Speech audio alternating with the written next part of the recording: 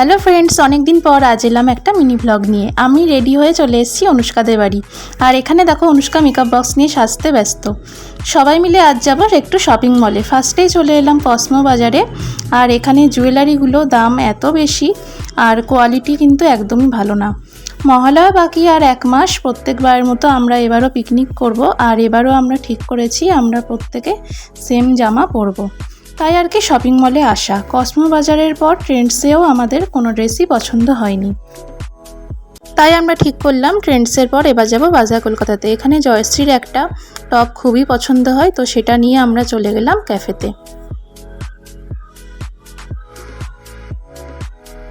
ক্যাফেটার নাম হলো zero cafe. তো এখানে এসে আমরা অর্ডার করলাম একটা প্যান ফ্রাইড মোমো, দুটো চিকেন স্টিম মোমো আর একটা স্যান্ডউইচ। তারপর ক্যাফে থেকে বেরিয়ে চলে এলাম ফুচকা খেতে। তোমাদের শপিং কত দূর সেটা কিন্তু অবশ্যই কমেন্টে জানিও।